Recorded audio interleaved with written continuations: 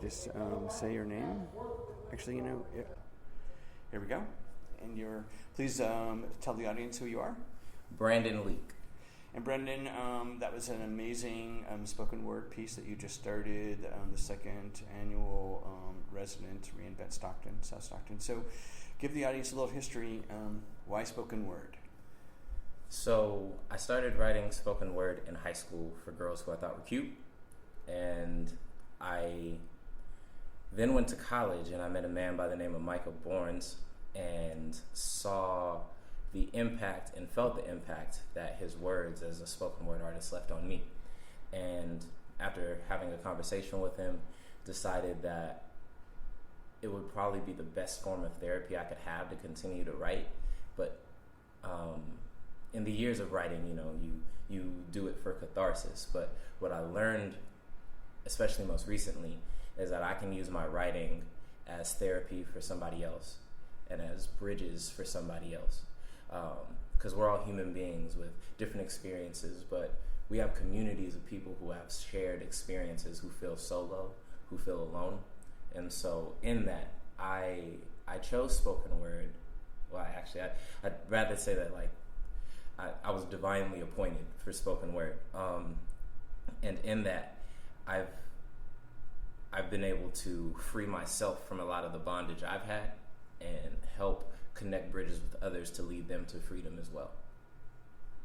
And why do you feel that words are so empowering? Because so many people feel voiceless. Like I was not a super popular kid in high school, but I was well known. Like everybody knew my name. But I couldn't tell you how many times I'd be around 30, 40 people and still feel completely alone, completely misunderstood. And through poetry, I'm able to relay that loneliness and what's isolating me from other people. And in that, they can better understand me. It has helped my social life because it's allowed me to be able to better relate with individuals. And then also, even if we can't relate, they can better understand and then empathize with what I'm going through.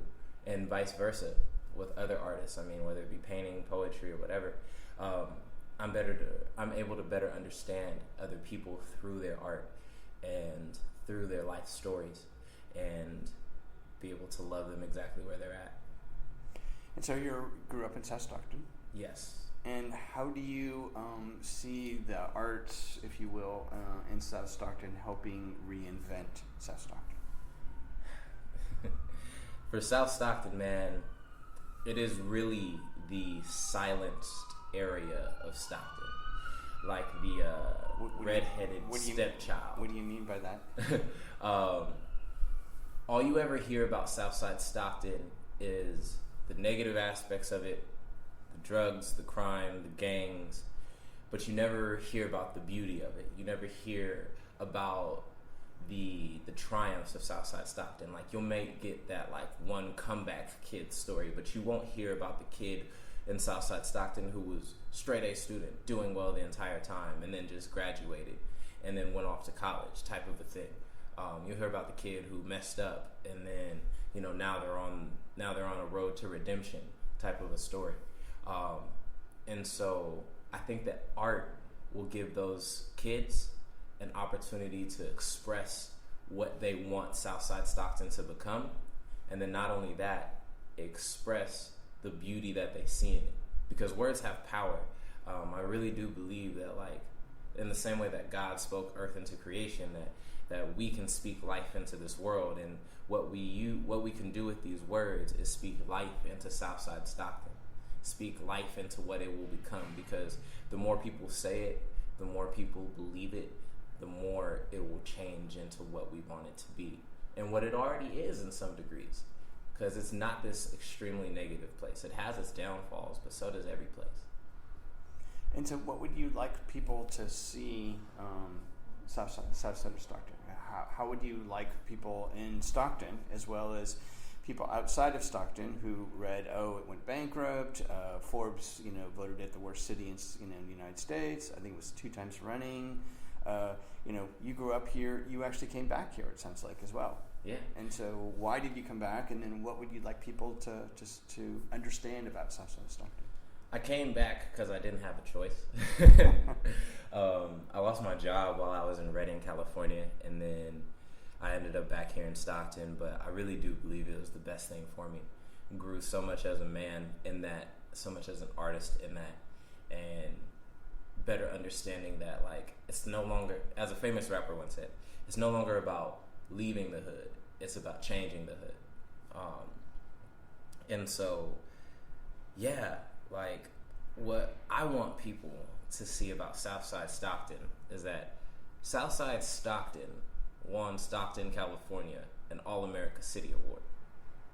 A bunch of Southside Stockton kids and adults and products of that part of town went out to Denver, Colorado, performed a 10-minute spoken word piece, which I wrote half of it and choreographed all of it. And we won an award for our city amongst hundreds who applied.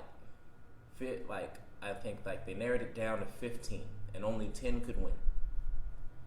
Some former criminals, some South Stockton students, and some South Stockton graduates won that award. And it wasn't by chance that we won that award. It wasn't by luck. It was because we showed the true beauty of what Stockton holds. And that's hope, that's light, that is community, that is unlike anywhere else. That's amazing. So, do you feel like that created momentum within the community? I do. Your average citizen isn't going to hear a lot about that. They're not going to see that. They might catch it on the news or read it in the newspaper and be like, oh, that's cool. But what that does is it created opportunity for more people to be willing to invest here in Stockton, to say Stockton is something that we want to see grow. And so with that, I know of several places here in town that have gotten more funding due to the fact that we won that award. For instance, a company I work for, Child Abuse Prevention Council, now adopted Head Start here in town, and they got a lot of grant funding from the state and federal government post us winning to be able to continue Head Start, and a lot of them are placed in South Stockton. So now we're getting daycares and educational centers for youth in that neighborhood for working class families. And then not only that, but you see remodeling for schools such as Edison, Franklin, all Southside institutions. Something I would like to see more of, though, is I would like to see the city back at small business. What would that look like? Investing in South Stockton in something more than liquor stores. Something more than a Walgreens. Because, I love the fact that there's a Walgreens presence, so that way people can potentially go get their, prescription drugs there and things to that nature. But the price that it took was us losing a small business in Snow White. And that hurts me because that was a staple of a community. People went there on a regular to go eat and to enjoy things like that. And so investing in that community in terms of okay, what do you guys see needs here being? And then providing those in a way of allowing for the people in that community to work that out. And to be able to be employed in their own neighborhoods, in their own communities, community gardening, things to that nature, which I know Stockton in itself is working on. If you look at San Joaquin County Public Health, they have a lot of programs that are trying to provide local community gardens for Southside Stockton, so that way they can get fruits, vegetables in their own neighborhoods. So yeah, keep the dollar in South Stockton. And what would you like to see? I mean, you're obviously engaged in the reinvention of South Stockton. What would be some of the best outcomes? You talked about small business, talked about fresh fruit, vegetable. We talked a little bit about art, but if you're looking 5 years down the road, what would be some of the best outcomes? Some of the best outcomes, and I'm going to do a realistic idea and then a dream idea. My realistic idea would be that there is 5 new small businesses in South Stockton that are owned by people who live in South Stockton. That would be a revamping of the policing of South Stockton in terms of more community engagement, where people of South Stockton don't have to leave their community to meet police officers. And that would also be revamping of our educational system in South Stockton, so that way the people in the community are more involved in the education that their students are getting, in terms of, more access for the parents to the teachers and timing available for them to be able to meet. Because working class families oftentimes cannot meet at like 7 in the morning or 2 p.m. with the teacher because they're at work at that time. Now my dream idea would be that Southside Stockton, actually this isn't even a dream, this could most certainly be a reality. Southside Stockton could be loved and cared for without having to change who it is. Because so oftentimes, you hear this term gentrification. So oftentimes, things are considered bad until they're gentrified, until they're turned into something that they never were. And so I'd like for Stockton to keep its rich history while still being admired for it. Because too often times we only respect or revere something after it's gone. You see that with so many of our legends, like Martin Luther King Jr. People don't understand he was hated, maligned, and ridiculed while he was alive. And it was only after his death that we appreciated him. As a nation, there was pockets of communities who really loved him. But so South Stockton doesn't have to die to be reborn. Yeah. It reinvents itself. Yeah. Hence Reinvent South Stockton. So, yeah, that's what I really want. And last question, what is there about yourself that most people don't know? Oh, man. That I am very insecure. But here you are performing in front of 100 or so or 200 people out there. Yeah. And that's a lot of people take that as confidence. It doesn't take confidence to do that. It just takes practice.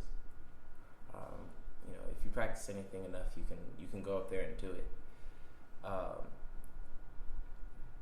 But what I would like people to know about me is that despite my insecurities, I still go out there and I try. I still go out there and I put my best foot forward every day, and I try to be the best example of who God wants me to be every single day. And so with that, what I would like for people to know is that I am not some type of anomaly. I am not some type of chosen one or a select few. I am an everyday person, just like everybody else. And anybody can be like me if they so choose. And in that, it is up to us to continue to foster that in people.